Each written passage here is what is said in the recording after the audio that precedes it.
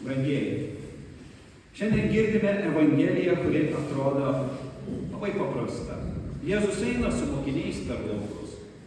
Jie alkani, skina varpas, trina tarp delnų ir valgo grūdelius. Nieko blogo, tiesa. Bet įstatymo žinovų, fariziejų akise tai nusikaltimas.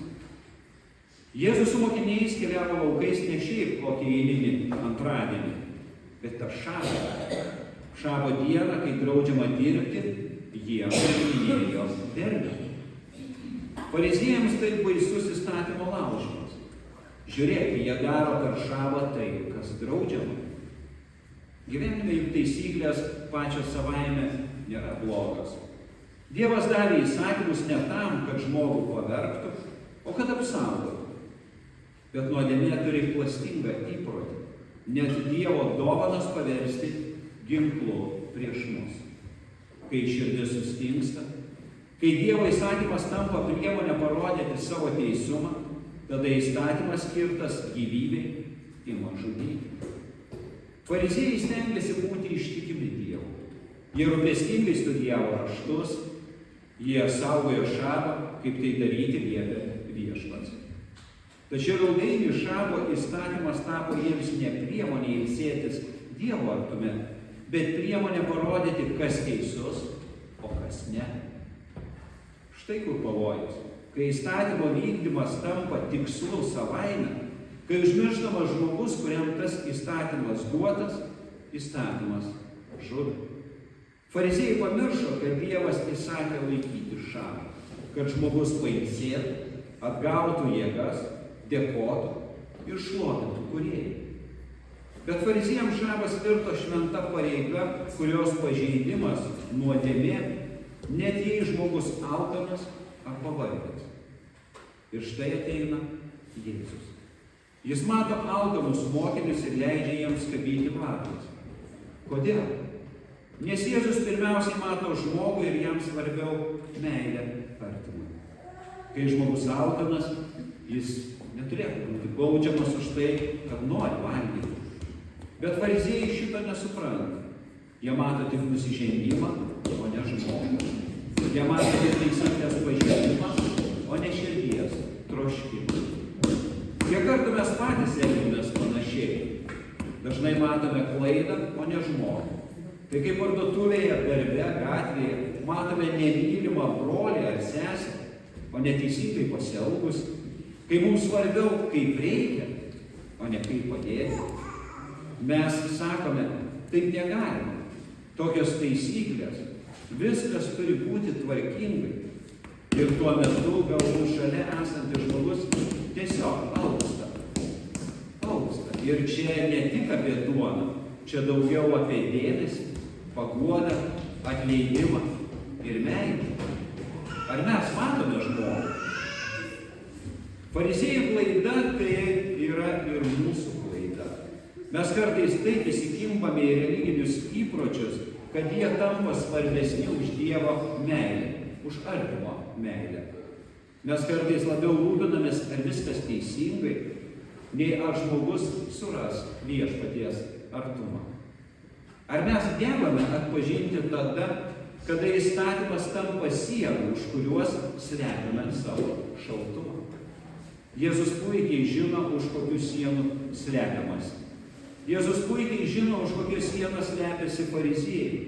Todėl bando ją sugriauti pasakodamas apie karalių Dovydą. Kodėl Dovydą?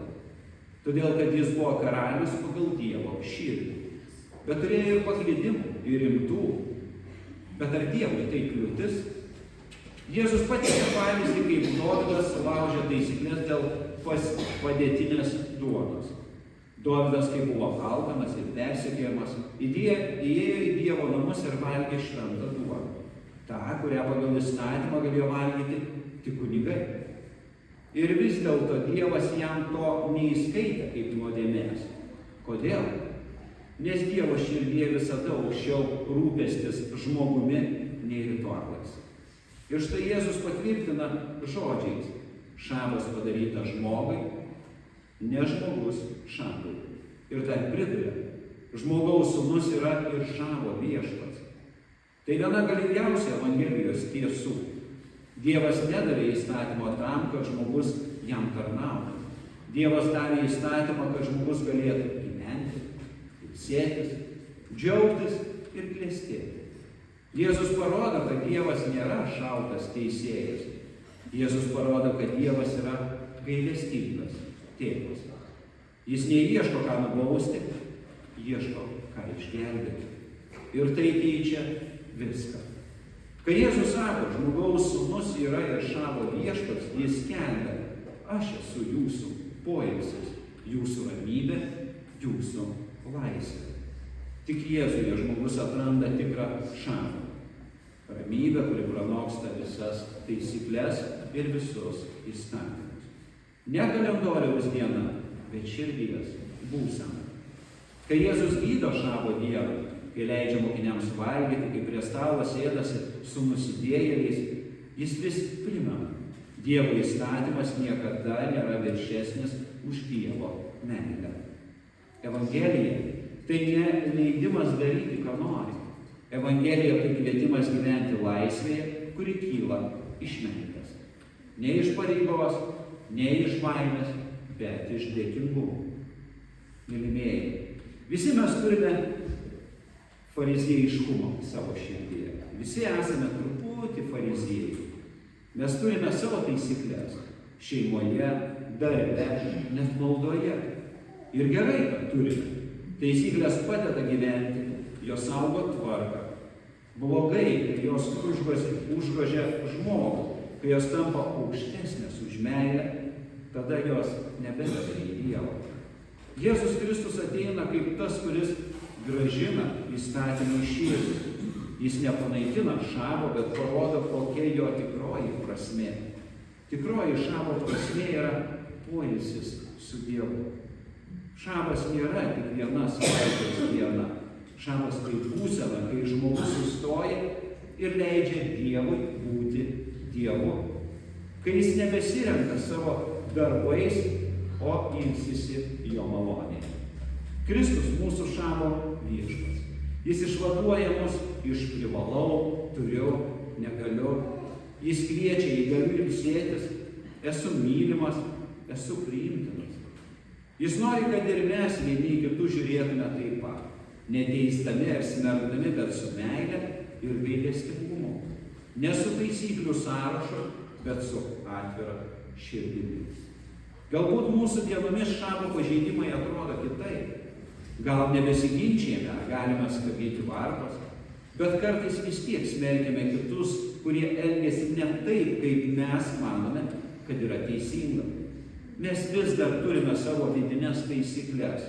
Savo taip reikia, taip negalima.